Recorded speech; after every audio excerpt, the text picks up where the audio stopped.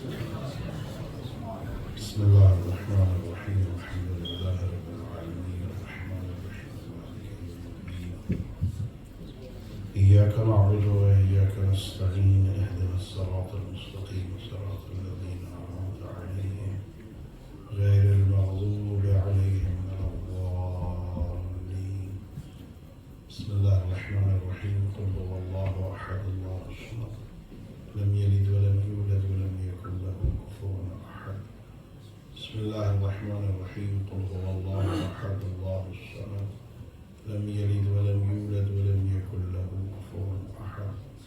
بسم الله الرحمن الرحيم قل هو الله أحد الله الصمد لم يلد ولم يولد ولم يكن له كفوا أحد. اللهم وصواب هذه الفاتحة والسورة المباركة إلى جميع أرواح المؤمنين لا سيما إلى روح المرحومة المغفورة سيدة والدة سيد سجاد حسين بحق أئمة المعصومين عليهم السلام.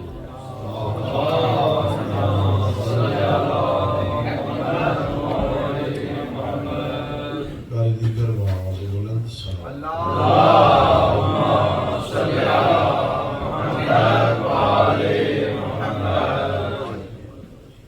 ما شاء الله لا حول ولا قوة إلا بالله العلي العظيم. أعوذ بالله من الشيطان الرجيم. بسم الله الرحمن الرحيم.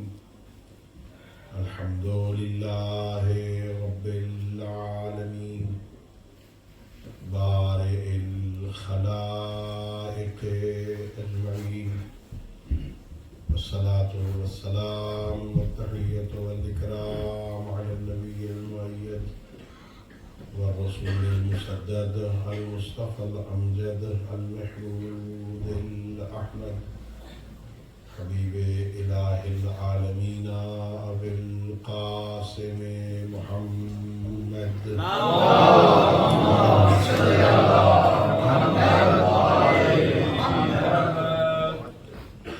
وعلى أهل بيته الطيبين الطاهرين المعصومين الغر الميامين الذين قال الله تعالى في شأنهم إنما يريد الله ليظهر عنكم الرجس أهل البيت ويطهركم تطهيرا.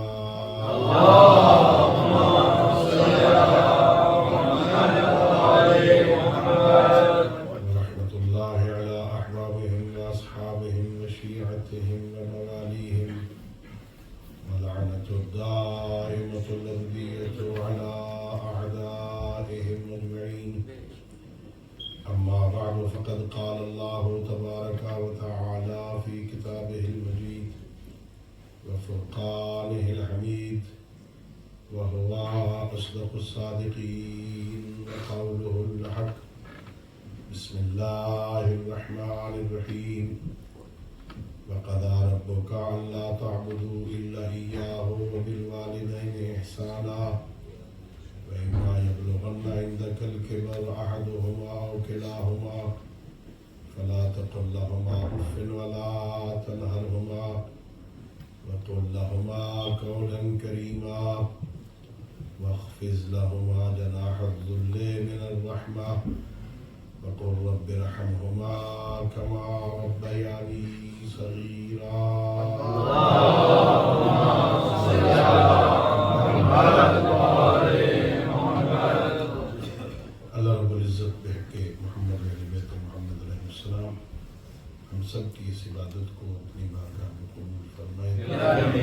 خالق ذل العظام بحق ائمہ خدا علیہ السلام اس مجلس کو، اس ذکر کو، اس موعظہ کو، اس عزاداری کو ہم سب کے مرحومین، تمام مرحوم مومنین، تمام شہداء ملت اور بالاخص جناب محترم برادر سید سجاد حسین صاحب کی والدہ مرحومہ کی بخشش کا ذریعہ قرار دے. خالق کائنات بحق ائمہ خدا علیہ السلام ہم سب کو اپنے معصوم ہادیوں کی سیرت طیبہ کو سمجھنے اور اس پر عمل کرنے کی توفیق عطا فرمائے. عظیم عبادت کی قبولیت کے لیے بآواز بلند صلوات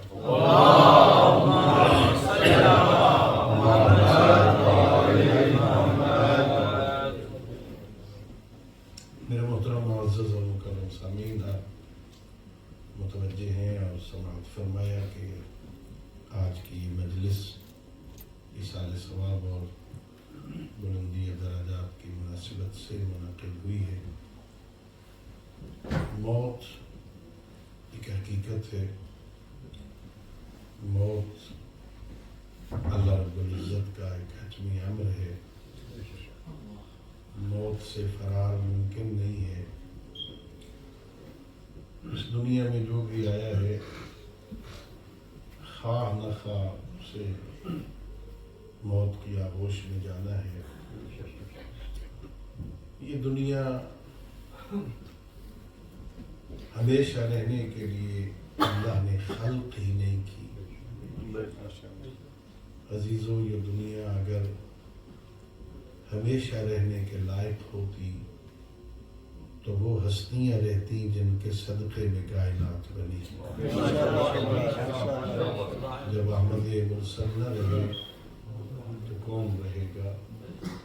اللہ رب العزت نے یہاں عارضی طور پہ بھیجا ہے، ہمیشہ رہنے کے لیے خلق نہیں کیا۔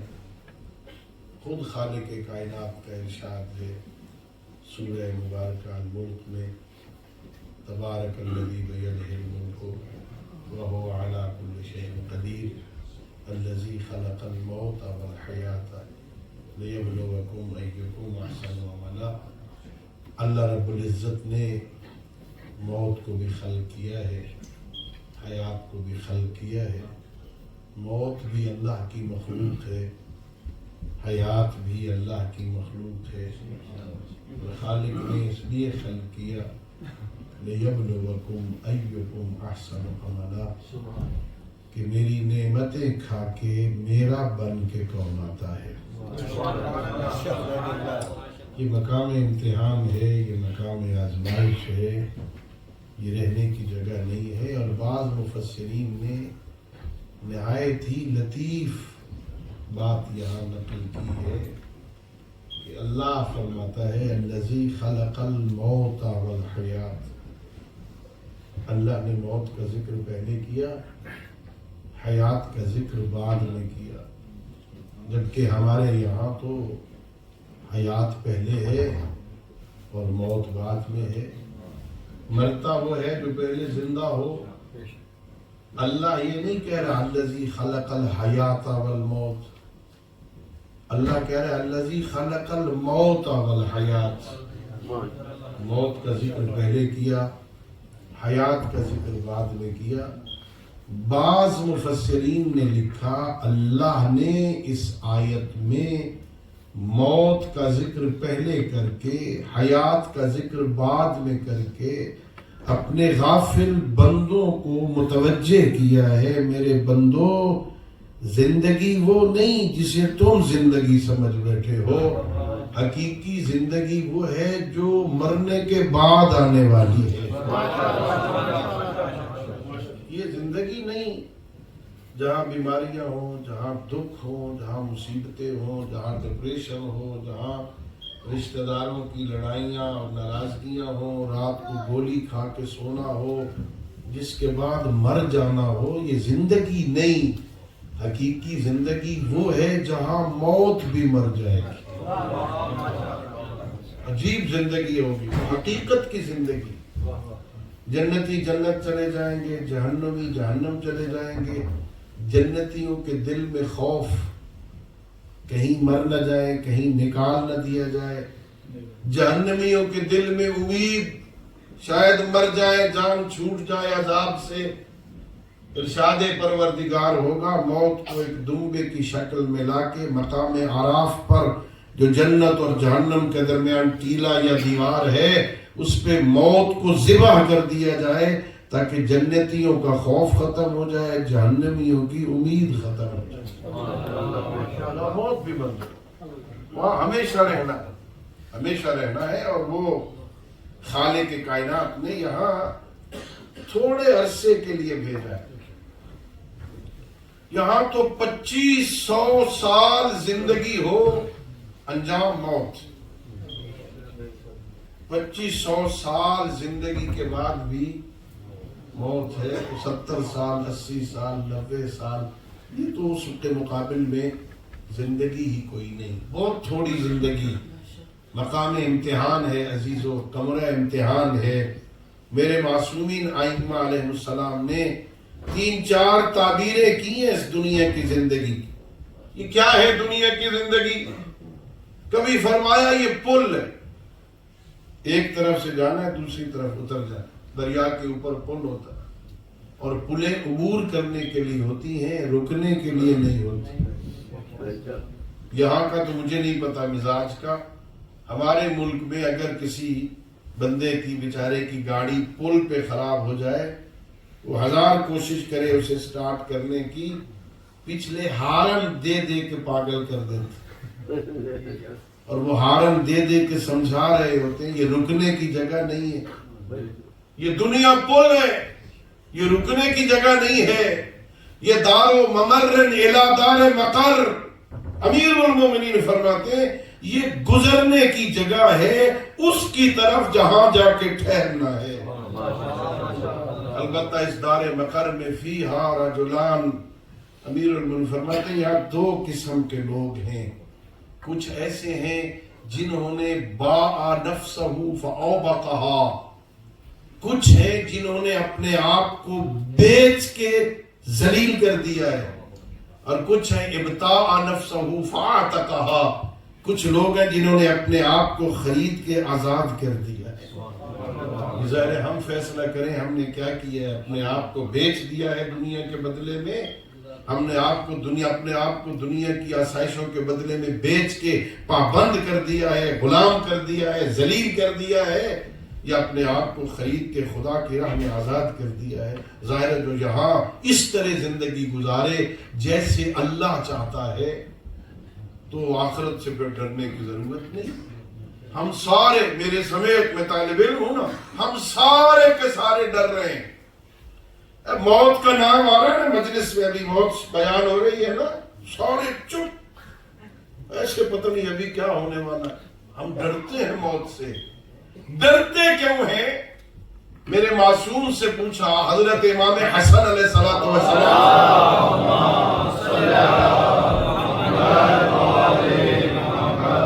ایک شخص کہتا ہے ابن رسول اللہ مجھے موت سے بڑا ڈر لگتا ہے۔ غیر قبر کی تنہائی آگے نظر آ رہی ہے، پتہ نہیں ہوگا کیا، اندیکھا سفر ہے، مولا موت سے بہت ڈرتا ہوں۔ کیوں ڈرتا ہوں میں؟ میرے آقا نے فرمایا تیرا کوئی گھر ہے یہاں؟ کہا ہے مولا، ماشاءاللہ۔ اب یہ روایت کی لفظیں تو نہیں ہے، میں کہہ رہا ہوں یہاں پر بھی ہے، میرپور میں بھی ہے، وہ بہت بڑی کوٹھی بنائی ہوئی ہے نوکروں کے لیے، لوگ رہتے ہیں وہاں، بہت بڑا گھر ہے مولا۔ مولا نے فرمایا یہاں گھر ہے، کوئی وہاں بھی بنایا ہے؟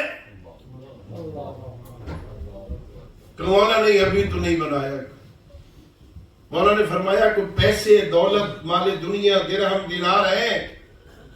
جی مولا الحمدللہ خیر ہے، ٹھیک ہے، زندگی ٹھیک ہے، کاروبار ٹھیک ہے، پیسے ہیں۔ فرمایا سارے یہاں رکھے ہوئے ہیں یا کچھ آگے بھی بھیجے ہیں؟ کہنے لگا مولا ابھی تو سارے یہی ہیں، آگے نہیں بھیجے۔ فرمایا تجھے سمجھ نہیں آگی پھر ڈر کیوں لگتا ہے؟ تیرا سب کچھ یہاں ہے، وہاں ہے ہی کچھ نہیں، تو جاتے ہوئے ڈر تو لگے گا نا، ڈرے گا بندہ، گھبرائے گا، کہاں گھر بھی نہیں بنایا، وہاں کچھ پیسے بھی نہیں بھیجے، وہاں کچھ انتظام ہی نہیں کیا، کہاں جا کے رہوں گا، کس کے پاس رہوں گا؟ وہاں جنت میں تو کرائے پہ بھی نہیں ملیں گے، کچھ سروینٹ کوارٹر بھی نہیں ہوں گے کہ کسی کی منت کر لیں، شاہ صاحب بسم اللہ، وہاں اکٹھے رہتے تھے، اکٹھے پھرتے تھے، اکٹھا کاروبار تھا، کچھ عرصے کے لیے کوئی مکان دے دو، وہاں نہیں ملے گا۔ ابھی بنا لو، ابھی۔ کیسے بنے گا بھائی؟ کوئی طریقہ؟ سبحان اللہ۔ سید الانبیاء حضرت محمد مصطفیٰ صلی اللہ علیہ وسلم 2 طریقے بتائے جنت میں گھر بنانے کے۔ آپ چاہتے ہیں جنت میں گھر بنے؟ سارے چاہتے ہو بھائی؟ جنت میں ایک ہے عمومی جنت، ایک ہے وی آئی پی لوگوں کا علاقہ. ہم دعا کرتے ہیں نا، پروردگار ہمیں آئمہ کی ہمسائیگی نصیب کر. وی آئی پی لوگوں کی علاقہ ہے نا. دونوں علاقوں میں گھر بنانے کا ڈھنگ پیغمبر نے بتایا. اگر چاہتے ہو عام ایریے میں تمہارا گھر بن جائے. سید الانبیاء خود فرماتے ہیں جب معراج پہ تشریف لے گئے، جنت کی سیر کر رہے تھے، فرشتے ایک گھر بنا رہے تھے. کتنا عظیم گھر ہوگا جس کے معمار معصوم فرشتے ہوں، جس کے مزدور معصوم فرشتے ہوں. وہ کھڑے، ادھر سے ایک اینٹ آتی ہے، اسے پکڑ کے دیوار پہ رکھ دیتے، پھر کھڑے ہو جاتے، پھر انتظار کرتے. پھر ادھر سے کوئی سونے چاندی کی اینٹ آتی، اسے پکڑ کے دیوار پہ رکھتے. سید الانبیاء نے پوچھا حضرت جبرائیل سے، جبرائیل یہ کیا کر رہے ہیں؟ عرض کیا مولا یہ مومن کا مکان بنا رہے ہیں. کس کا؟ مومن. فرمایا پھر بناتے کیوں نہیں؟ یہ رک کیوں جاتے ہیں؟ حضرت جبرائیل نے عرض کیا یا رسول اللہ اس کا مالک ہے دنیا میں، وہ وہاں سے جتنا میٹیریل بھیجتا ہے نا اتنا یہ لگا دیتے. وہاں سے آ رہا ہے میٹیریل، یہاں سے نہیں بنتا، وہاں سے مالک بھیجتا ہے. یہ چاندی کے، یہ سونے کی اینٹیں وہاں سے کیسے آ رہی ہیں؟ فرمایا جو بندہ زمین پہ بیٹھ کر ایک مرتبہ تسبیحات اربع پڑھتا ہے، اللہ اسے سونے کی اینٹ میں بدل کے جنت میں اس کا مکان بنواتا ہے. اللہم صلی علی محمد وآل محمد. سبحان اللہ والحمدللہ ولا الہ الا اللہ واللہ اکبر. اب ظاہر ہے اگر چاہتے ہیں جلدی مکان بن جائے تو روز ایک دو تسبیحاں پڑھ دیا کرو. یہ بنے گا عام ایریے میں. اور اگر وی آئی پی ایریے میں آئمہ کی ہمسائیگی میں چاہتے اس علاقے میں گھر بنے، ادھر سے پیغمبر کے گھر کا سایہ میرے گھر میں آئے، ادھر سے مولا علی کے گھر کا سایہ میرے گھر میں آئے. کوئی طریقہ ہے؟ سید الانبیاء حضرت محمد مصطفیٰ صلی اللہ علیہ وسلم مسجد نبوی میں تشریف فرما.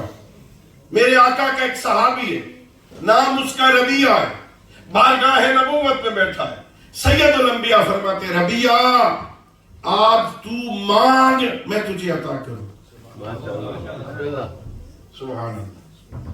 یا رسول اللہ، اللہ نے آپ کے صدقے میں، آپ کی آل کے صدقے میں بہت کچھ دیا، مجھے کسی شے کی ضرورت نہیں، سب کچھ ہے. فرمایا نہیں، آج میرا جی چاہ رہا ہے، تو مانگ میں تجھے دوں. اچھا دیکھو بھائی، اگر کبھی سید الانبیاء ہمیں خواب میں مل جائے اور ہمیں کہے مانگو، جو مانگو گے مل جائے، ہم کیا مانگیں گے؟ ہاں ہمیں یہ بھی نہیں پتا ہم نے مانگنا کیا، ہمیں مانگنے کا ڈھنگ ہی نہیں آتا، ہمیں پتہ ہی نہیں ہے.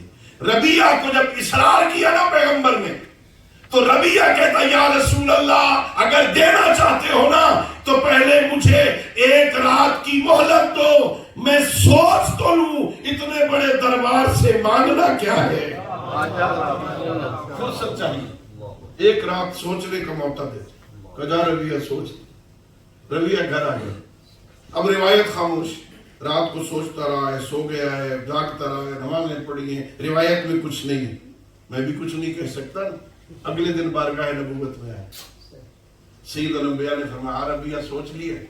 جی یا رسول اللہ سوچ لیے. مانگ کیا مانگنا چاہتے؟ جو مانگے گا مل جائے گا. عرض کرنے لگا یا رسول اللہ اگر رحمت الہی جوش میں ہے نا، دینا چاہتے ہو نا، مجھے جنت میں اپنی ہمسائیگی میں گھر دے دو. وی آئی پی ایریے میں مجھے اپنی ہمسائیگی میں گھر دے دو. فرمایا جا ربیعہ مل گیا تجھے، میری ہمسائیگی میں تیرا گھر، میری ہمسائیگی میں تیرا گھر ہوگا. ہم جیسا کوئی ہوتا نا تو اس بات کو چھپا لیتے. اب کوشش ہوگی کسی اور رشتہ دار کا تو وہاں گھر نہ ہونا، ورنہ ہماری خصوصیت کہاں رہے گی بھائی؟ اگر سارے کے سارے ریچنل والے، سارے کے سارے میرپور والے سادات وہیں ہو جائیں تو میری خصوصیت کیا؟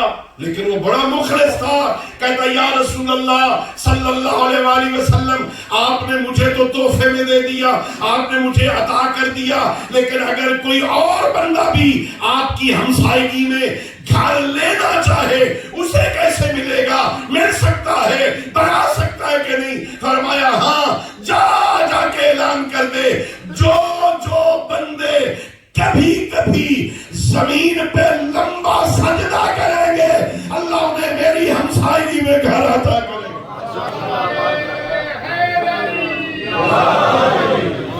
محمد علی محمد بلندتر صلوات. اللہم صلی علی محمد وعلی محمد.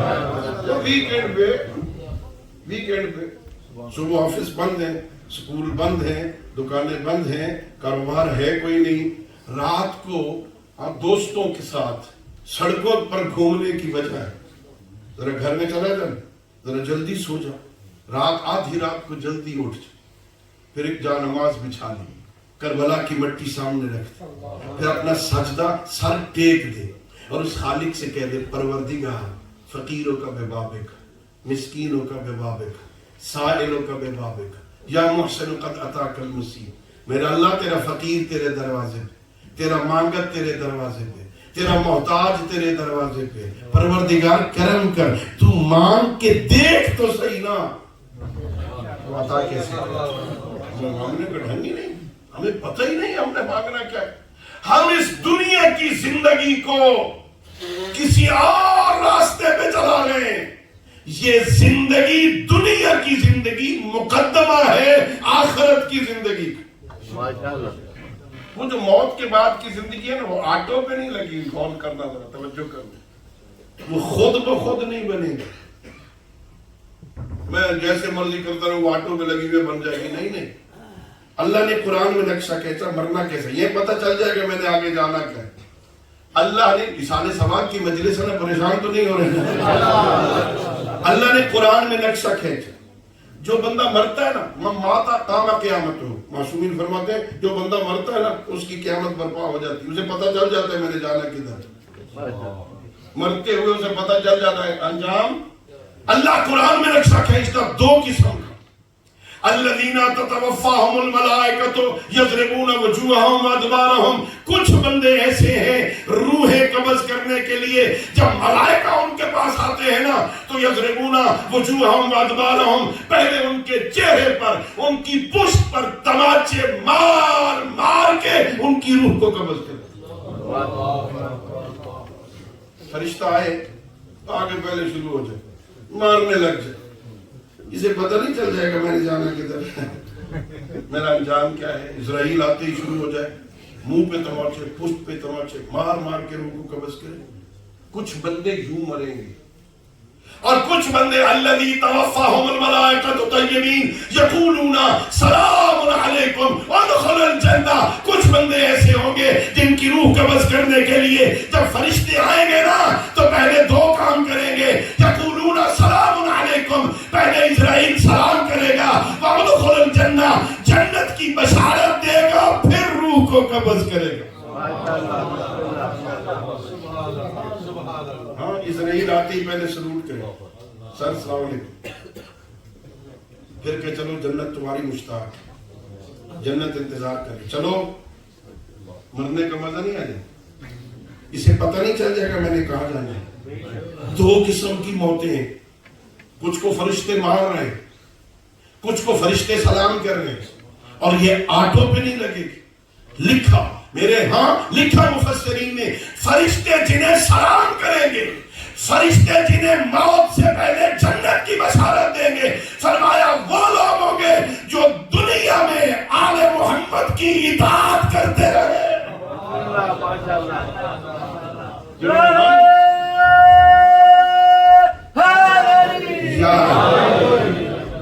جنہوں نے آل محمد کی باتیں مانی ہے نا، موت بڑی آسان ہوگی، انہیں کوئی تکلیف بھی نہیں ہوگی، پریشانی بھی نہیں ہوگی، بڑی آرام سے انہیں فرشتے لے کے، بعض روایتوں میں ہے کہ ایک پھول لے آئے گا اسرائیل، یہ سونگ، وہ پھول کو سونگیں گے، یہی سے روح قبض ہو جائے۔ کیا کمال ہے۔ بعض روایتوں میں جیسے مکھن سے بال نہیں نکلتا، ایسے اس کے بدن سے روح نکل جائے، پتہ ہی نہیں چلے گا اس کو۔ اب یہ باتیں کر رہا تھا، باتیں کرتے کرتے ہم نے دیکھا وہ خدا کچھ تڑپتے ہیں، ہاں ایسی بری مشکل موت آتی ہے، آسان موت یہ آٹو پہ نہیں ہوتی، کچھ کرنا پڑے گا۔ کیا کرنا پڑے گا؟ اللہ ہو۔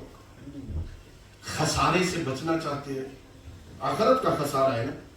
اللہ رب العزت فرما رہا ہے یا ایھا الذین آمنوا لا تلہکم اموالکم ولا اولادکم عن ذکر اللہ ومن یفعل ذلک فاولئک هم الخاسرون۔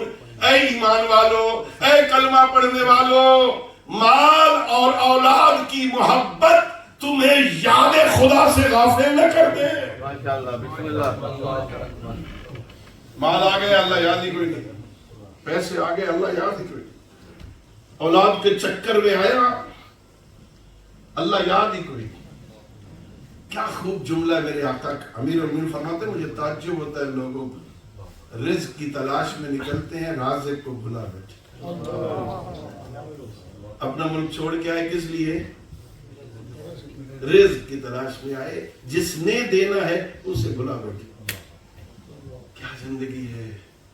مال اور اولاد کی محبت تمہیں یاد خدا سے غافل نہ کر دے۔ اللہ یاد ہی کوئی نہیں۔ اولاد کون دیتا ہے؟ بولو اللہ دے رہا ہے، اولاد دینے والا وہ ہے، اولاد اس سے لینی ہے، اسی کو بولا دیا۔ مطلبی ہے دنیا، انسان مطلبی ہے۔ اللہ شکوہ کر رہا ہے قرآن میں، کہتا ہے عجیب ہے یہ بندہ، اذا مس الانسان ضر دعانا، عجیب ہے یہ بندہ، جب مشکلات میں گرتا ہے پھر ہمیں تو کہتا ہے، کبھی قائم کبھی کھڑے ہو کے، کبھی لیٹ کے، کبھی پہلو بدل کے، کبھی بیٹھ کے، ہائے اللہ ہائے اللہ۔ ہوم ڈپارٹمنٹ سے لیٹر آ جائے نا، حاضری ہے ذرا آنا، پھر آئے گا قبلہ دعا کرنا صبح جانا ہے میں نے، ہاں پھر اللہ یاد آئے گا۔ اللہ شکوہ کر رہا ہے اذا مس الانسان ضر دعانا، جب یہ مشکلات میں گھرتا ہے ہمیں پکارتا ہے، وَإِذَا كَشَفْنَا عَنْهُ ضُرَّهُ، اور جب ہم اس کی مشکلات کو ٹال دیتے ہیں نا، مَرَّ كَأَن لَّمْ يَدْعُنَا، ایسے گزر جاتا ہے جیسے ہم سے بات ہی کوئی نہیں کی۔ پھر اللہ یاد ہی کوئی نہیں۔ اولاد نہیں ہو رہی تو اللہ یاد ہے، امتحان ہو رہا ہے بچے کا تو اللہ یاد ہے، مشکلات میں گر گیا تو اللہ یاد ہے، مشکلات ختم ہو گئی ہیں اللہ یاد ہی کوئی نہیں ہے۔ اللہ کہہ رہا ہے مال اور اولاد کی محبت تمہیں یاد خدا سے غافل نہ کر دے۔ وَمَن يَفْعَلْ ذَلِكَ فَأُولَٰئِكَ هُمُ الْخَاسِرُونَ، جس نے ایسا کیا، اگر جو سمجھے ماشاءاللہ بڑے پیسے ہیں، بڑے بینک بھرا پڑا ہے، میرے بچے ماشاءاللہ بڑے اچھے کاروبار میں ہیں، بڑی کامیاب زندگی ہے، اللہ کہہ رہا ہے جس نے ہمیں بھلا دیا نا وہ گھاٹے کی زندگی نقصان میں ہے۔ آئیے میرا اللہ اس گھاٹے سے بچنے کا طریقہ کیا ہے؟ مجھے کوئی ایسا ڈھنگ بتا میری نقصان کی زندگی نہ ہو۔ اللہ فرماتا ہے وَأَنفِقُوا مِمَّا رَزَقْنَاكُم مِّن قَبْلِ أَن يَأْتِيَ أَحَدَكُمُ الْمَوْتُ فَيَقُولَ رَبِّ لَوْلَا أَخَّرْتَنِي۔ اللہ کہہ رہا ہے اگر گھاٹے سے بچنا چاہتا ہے، اگر نقصان سے بچنا چاہتا ہے، اگر کامیاب زندگی گزارنا چاہتا ہے تو جو کچھ میں نے تمہیں دیا ہے نا اس میں سے کچھ میری راہ پہ خرچ کر۔ انفقوا مما رزقناکم، جو ہم نے تمہیں دیا ہے اس میں سے خرچ کرو ہماری راہ۔ من قبل ان یأتی احدکم الموت، موت آنے سے پہلے پہلے۔ ہاں یہ نہیں ہے میں نے وصیت میں لکھ دیا بچوں یہ کر دینا بعد میں، جو خود اپنے لیے نہیں کرتا وہ بچوں پہ امید رکھتا وہ کریں گے۔ ہاں خود اپنے ہاتھوں سے کر لے، اور خدا شاہد ہے بعض ظاہری طور پہ یہ لگتا ہے کہ جو اللہ کہہ رہا ہے انفقوا مما رزقناکم، جو مال ہم نے تمہیں دیا ہے نا اس میں سے مال کچھ ہماری راہ پہ خرچ کر۔ بعض مفسرین لکھتے ہیں نہیں یہاں صرف مال مراد نہیں، اللہ کہے وَأَنفِقُوا مِمَّا رَزَقْنَاكُم مِّن قَبْلِ أَن يَأْتِيَ أَحَدَكُمُ الْمَوْتُ، جو کچھ میں نے دیا ہے نا، اللہ نے صرف مال دیا، اللہ نے جو کچھ دیا، آنکھیں اللہ نے دی ہیں، کان اللہ نے دی ہیں، زبان اللہ نے دی ہے، زندگی اللہ نے دی ہے، اولاد اللہ نے دی ہے نا، جو کچھ میں نے دیا ہے نا، اس میں سے کچھ میری راہ پہ خرچ کرتے۔ آنکھیں میں نے دی ہے نا، آنکھوں کا کام تو دیکھنا ہے نا، دیکھنا ہے نا، آنکھیں کیا کرتی ہیں؟ بولو، میں فلسفہ پڑھ رہا ہوں یار، آنکھیں کیا کرتی ہیں؟ آنکھوں کا کام ہے دیکھنا، لیکن تھوڑی دیر ادھر بھی دیکھ جدھر میں چاہتا ہوں، ادھر بھی دیکھ۔ کیا کمال ہے، خالق کائنات نے اس دنیا میں کچھ چیزیں ایسی بھی بنا دی ہیں جن کو صرف دیکھتے رہو تو عبادت ہوتی ہے۔ کمال ہے، کوئی کام نہیں کرنا۔ اللہ آپ کو حج پہ لے جائے، اللہ آپ کو مکہ لے جائے، مسجد الحرام میں بیٹھے ہوئے ہو، سامنے خانہ کعبہ ہے، نماز نہیں پڑھ رہے، ذکر نہیں کر رہے، قرآن نہیں پڑھ رہے، یوں کر کے بیٹھے ہوئے، کعبہ پہ نظر کر رہے، جتنے تک تیری نظر کعبہ کی دیوار پہ ہوتی رہے گی نا، فرشتے عبادت لکھتے رہے۔ گھر میں قرآن پڑھا ہے نا، قرآن اٹھا دے، جتنی دیر قرآن کے حروف پہ نظر رہے گی نا، فرشتہ عبادت لکھتا رہے۔ پروردگار مکہ جانے کے لیے تو آج کل 8-9 ہزار پاؤنڈ چاہیے یہاں سے، میرے پاس تو نہیں ہے پروردگار، میں تو اس نعمت سے محروم ہو گیا نا۔ اللہ اکبر، وہ رحمان ہے، وہ رحیم ہے، وہ کریم ہے، وہ مہربان ہے۔ نہیں، اگر مکہ نہیں آ سکتا، تیرے گھر کے اندر اللہ نے 2 ہستیاں پیدا کر دی ہیں، تو ان کے چہرے کو دیکھتا رہے، فرشتے عبادت لکھتے رہے۔ ماں کی شکل میں، باپ کی شکل میں 2 ہستیاں تیرے گھر میں، ان کو دیکھتا رہے، فرشتے عبادت لکھتے۔ باپ کے چہرے کو دیکھ، مسکرا کے خوش ہو، غصے میں۔ اللہ اکبر، من نظر الیہما نظر حارہ او نظر حادہ، 2 قسم کی روایت۔ تیز نظروں سے گھور کے ماں باپ کو جو بندہ دیکھتا ہے، معصوم فرماتے ہیں ایک نظر کی وجہ سے 70 سال کی عبادت ضائع ہو جاتی ہے۔ گھور کے بولا کچھ نہیں، گالی نہیں دی، برا نہیں بولا، خاموش، بول نہیں سکتا باپ کے سامنے، لیکن غصے سے دیکھتا، کیوں روکا مجھے ادھر جانے سے، غصے سے دیکھتا، ایک نظر کے بدلے میں 70 سال کی عبادت ضائع ہو جاتی۔ اور اس کے مقابل میں فرماتے سید الانبیاء، جس نے محبت کے ساتھ اپنے بابا کو دیکھا، خوش ہو کے اپنے بابا کے چہرے کو دیکھا، ایک نظر کے بدلے میں اللہ ایک حج مقبولہ کا ثواب عطا کرتا۔ حج پہ کتنے پیسے لگتے ہیں ابھی بتایا ہے نا میں نے، 8-9 ہزار پاؤنڈ۔ اب سمجھ آئی باپ کے چہرے کو دیکھنا کتنا قیمتی ہے۔ ایک نظر ڈال اپنے باپ کے چہرے پر، 8-9 ہزار پاؤنڈ خدا کی راہ میں خرچ کرنے جتنا ثواب مل جائے گا۔ صحابی بڑا ہوشیار تھا، پوچھتا یا رسول اللہ، اگر میں نظر ہٹا کے پھر دیکھوں، فرمائے 2 حجوں کا ثواب ملے گا۔ یا رسول اللہ، میں نظر بند کر کے پھر دیکھوں، فرمایا 3 حجوں کا ثواب۔ صحابی تھا، پوچھتا، 7ویں حج پہ جا کے چپ ہو گئے۔ پیغمبر نے فرمایا تو خاموش ہو گیا 7ویں حج پر، تو اپنی زندگی کے آخری سانس تک ایک ایک نظر بڑھاتا جاتا، میں ہر نظر کے بدلے میں ایک حج کا ثواب بڑھاتا جاتا۔ والدین بہت بڑی نعمت، والدین نعمت خدا بند، ہاں ان کی طرف دیکھ، ان کا دیکھنا ہے بات، دعائیں قبول نہ ہو رہی ہوں نا، اللہ اکبر۔ ایک نوجوان آیا بارگاہ سید الانبیاء، یا رسول اللہ صلی اللہ علیہ وسلم، میرا کوئی کام ہے ایک نہیں ہو رہا، کبھی کبھی کام رک جاتے ہیں نا، وہ فائل نیچے چلی گئی ہے نا، نہیں ہو رہا، حل نہیں ہو رہا مسئلہ۔ فرمایا تیرے والدین زندہ ہیں؟ نہیں یا رسول اللہ باپ زندہ ہے. فرمایا جا اپنے باپ سے کہ تیرے حق میں دعا کر. باپ دعا کرے گا تیری مشکل حل ہو جائے گی. نوجوان ہٹا واپس جانے کے لیے, باپ سے کہوں کہ میرے حق میں دعا کر. صحابہ سے پیغمبر نے کہا کاش آج اس کی ماں زندہ ہوتی. ماں کی دعا تو خدا کی بارگاہ میں اتنی تیزی سے قبول ہوتی ہے انسان تصور نہیں کر سکتا. ماں کہتا ہے یا رسول اللہ میں نے منت مانی تھی میں جنت کے دروازے کو بوسا دوں. منت مانتے ہوئے بندہ بدلی کر کہاں چلا جاتا ہے. یا رسول اللہ میں نے منت مانی تھی میرا فلاں کام ہو جائے میں جنت کا دروازہ چوموں گا. میرا کام ہو گیا میں اب کیا کروں. تو میں تیرے گھر میں ماں ہے نا, ماں کے قدم چوم لے تیری منت پوری ہوگی. یا رسول اللہ اماں تو فوت ہو گئی. پھر میں قبرستان چلا جاؤں, ماں کی قدموں والی طرف بیٹھ کے قبر پہ بوسہ دے دے تیری منت پوری ہوگی. یا رسول اللہ میں بچہ تھا جب ماں کا انتقال ہوا, رشتہ داروں نے قبر کے نشان بھی مٹا دیے, پتہ ہی نہیں, کسی نے بتایا ہی نہیں مجھے آج تک, میں کیا کروں. تو قبرستان چلا جائے ایک فرضی قبر بنا. تصور کر یہ تیری ماں کی قبر, اس کے قدموں والی طرف بیٹھ کے بوسہ دے دے تیری منت پوری ہو.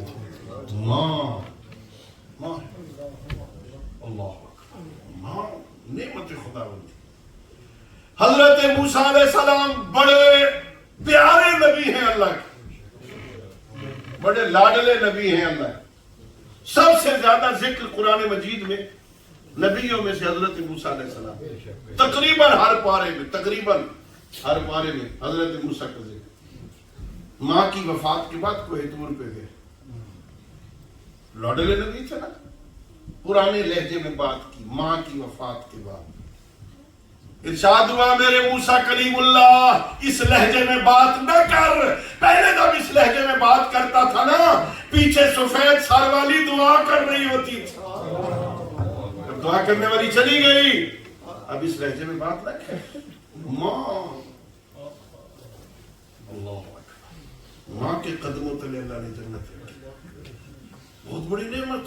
خوش نصیب ہے وہ لوگ نوجوان جن کے گھروں میں ابھی تک وہ نعمت خدا بندی موجود ہے.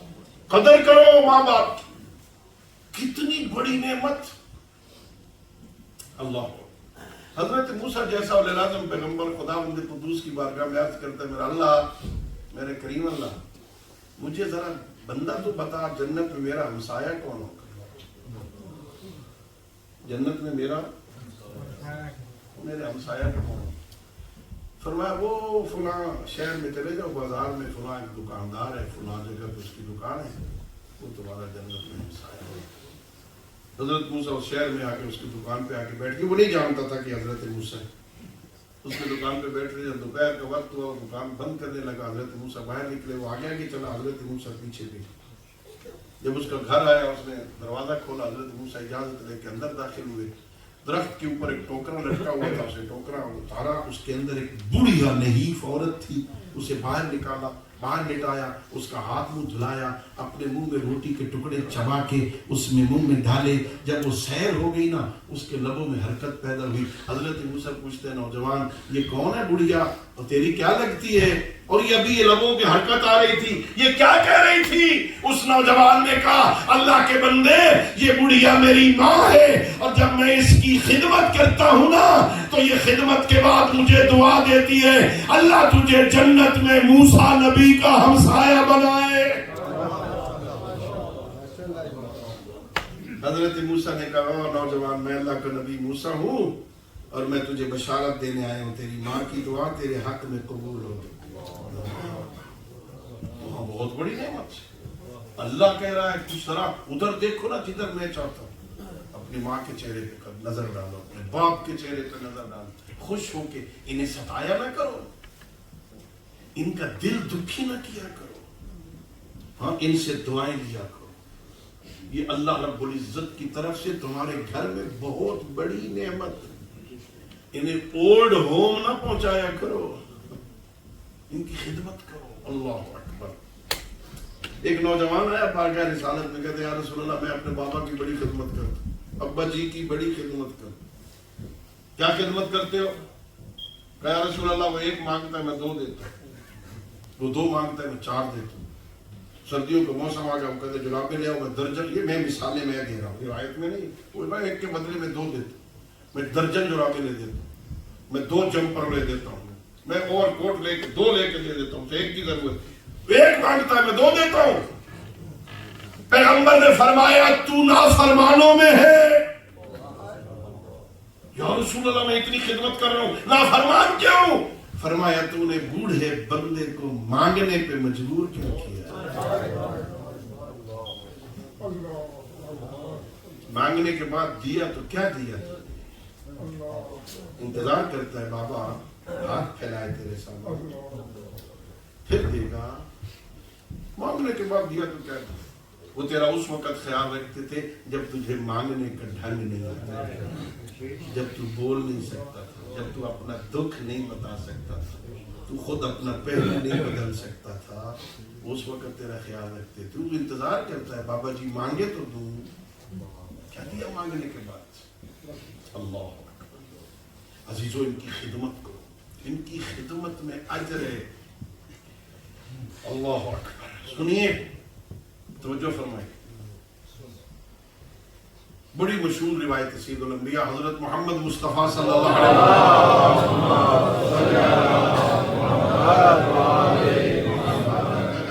فقہ جعفریہ کا مسئلہ ہے، غور کرنا۔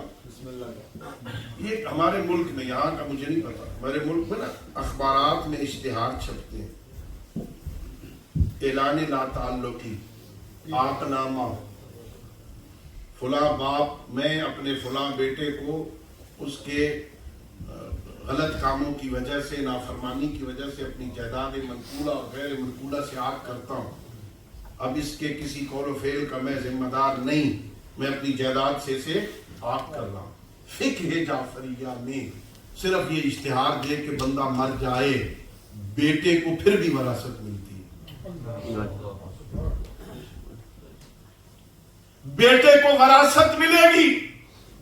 وراثت سے محرومی کے صرف 2 سبب ہیں، قاتل، کفر۔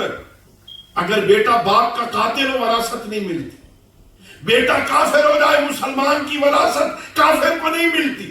نافرمانی سبب نہیں ہے وراثت سے محرومی کا، ہاں اس کو وراثت ملے گی۔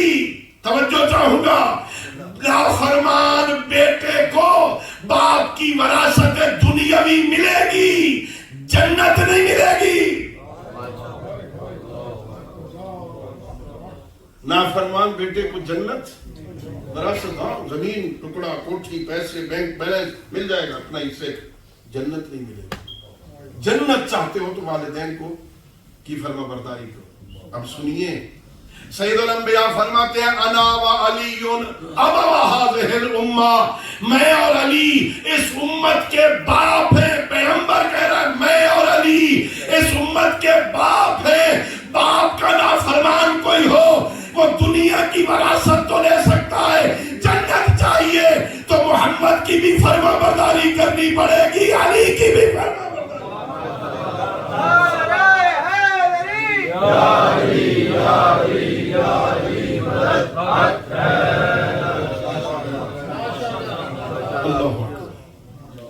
کیسے زندگی گزارے بھائی، اللہ اکبر۔ میرے آقا نے کرم کیا، اللہ نے بڑا کرم کیا ہم پہ۔ ناز کیا کرو، کبھی تنہائی میں بیٹھو، تھوڑا سا وقت نکالو، نماز عشاء پڑھ کے جب رات کو سونے لگو 5-10 منٹ صرف اللہ کی اس نعمت پہ غور کیا کرو۔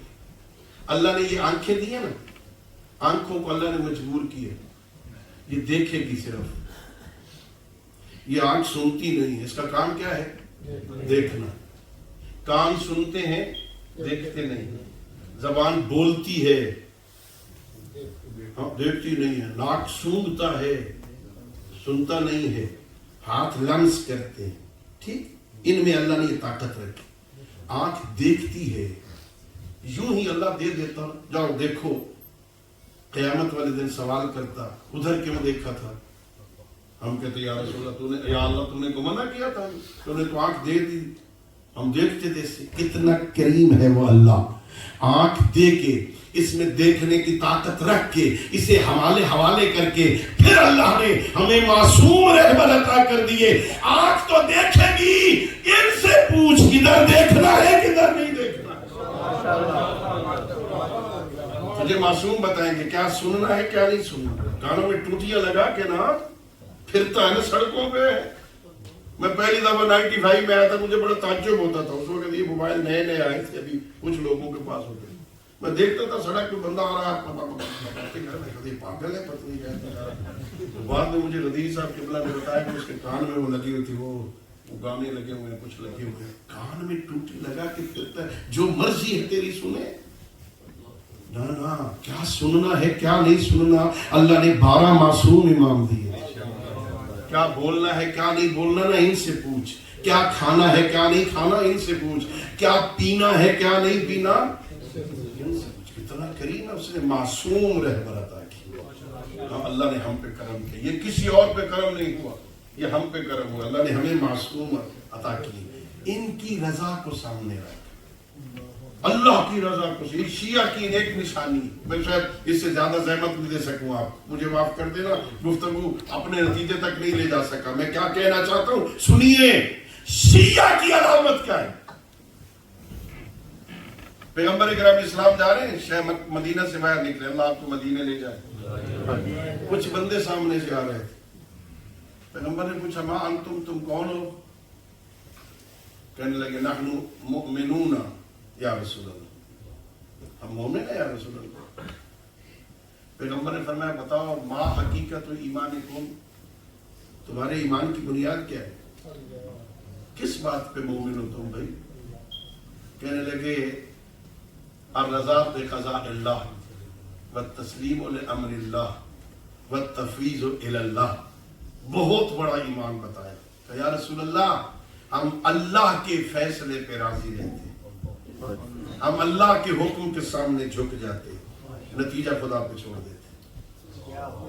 کیا ایمان ہے بھائی، الرضا بقضاء اللہ، اللہ کے فیصلوں پہ راضی رہنا۔ اچھا سنیے، اللہ کو راضی کرنا آسان ہے، اللہ پر راضی ہونا مشکل ہے۔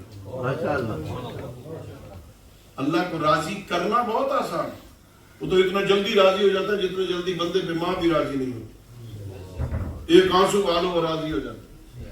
اللہ کو راضی کرنا بہت آسان ہے، اس پر راضی ہونا وہ بہت مشکل ہے۔ اور مومن کی علامت یہ ہے جو اس پر راضی ہو۔ میرا اللہ، تو حدیث قدسی عرض کر رہا، میرا اللہ کیسے پتا چلے تو ہم پہ راضی ہو گئے؟ میرا اللہ فرماتا ہے جو میری تقسیم پہ راضی ہو جائے میں اس پہ راضی ہو جاتا ہوں۔ میں نے جو اس کو دیا وہ اس پہ راضی، میں اس پہ راضی ہو جاتا ہوں۔ اللہ کی رضا پہ راضی رہنا یہ بہت بڑی بات ہے۔ ایک بہت بڑے معلم اخلاق نے لکھا، یہ کبھی آپ نے کسی میت کو غسل دیا ہوگا؟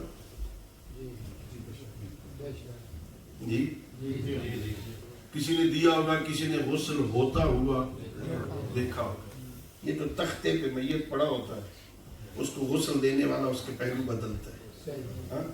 کبھی آپ نے دیکھا ہو میت بول کے کہے شاہ جی کیا کر رہے ہو، یہ مجھے کیوں ادھر ایسے پہلو بدل رہے ہو، ذرا آرام سے بدلو، کبھی کہا ہے؟ ہاں بات سمجھ آئی؟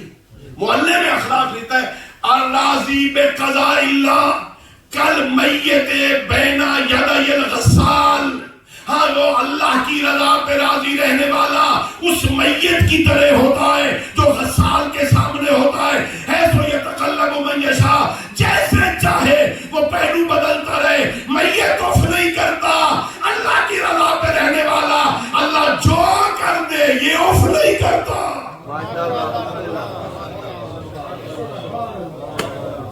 اللہ بیمار کر دے تو راضی، اللہ صحت دے دے تو راضی، اللہ فقر دے دے تو راضی، اللہ پیسے دے دے تو راضی، اللہ موت دے دے تو راضی، اللہ زندگی دے تو راضی، اللہ بیٹیاں دے تو راضی، اللہ بیٹے دے تو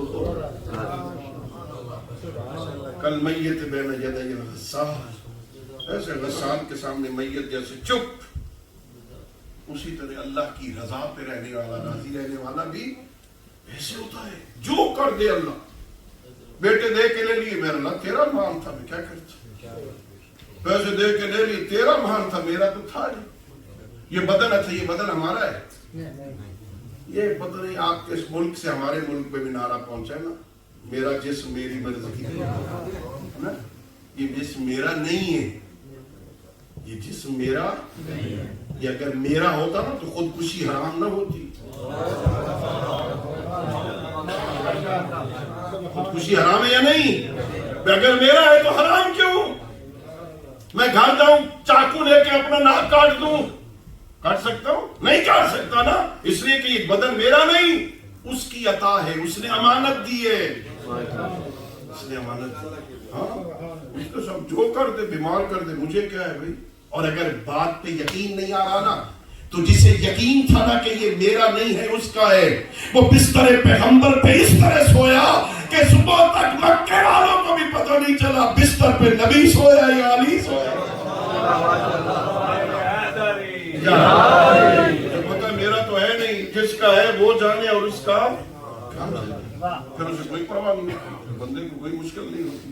ہمارا پرابلم یہ ہے ہم مال بھی اپنا سمجھ بیٹھے ہیں۔ میں نے کسی مجلس میں مثال دی تھی، آپ میں سے میرے خیال میں ہر بندے کے اکاؤنٹ ہوں گے بینک میں نا، ہے نا؟ او بھائی میں ایف بی آر کا نہیں ہوں، ہے نا، اکاؤنٹ ہے نا، چیک کاٹ کے لے جاؤ گی، 2000 پاؤنڈ مجھے دے دے، کیشیئر پریشان ہوتا ہے کیوں لے جا رہے 2000، نہیں دیتا میں، وہ دے دیتا ہے، مجھے کیا ہے، جس کا ہے جب وہ لے جا رہا ہے تو مجھے کیا ہے۔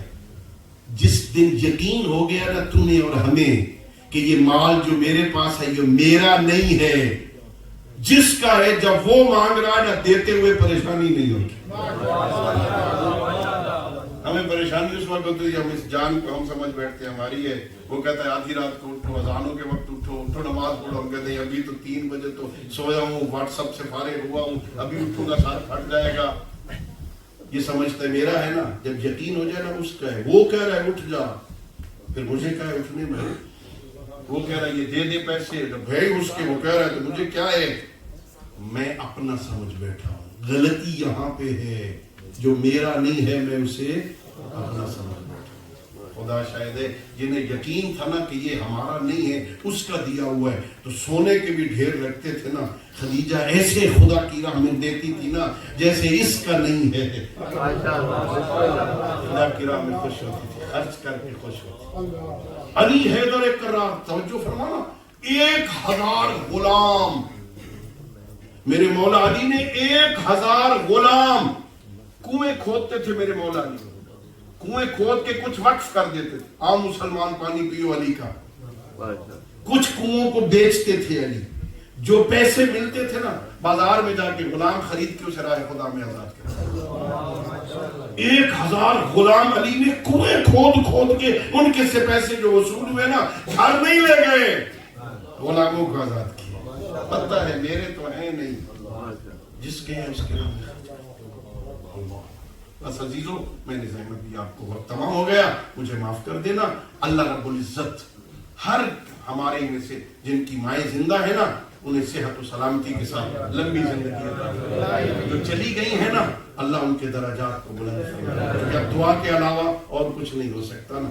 پھر جتنی اولاد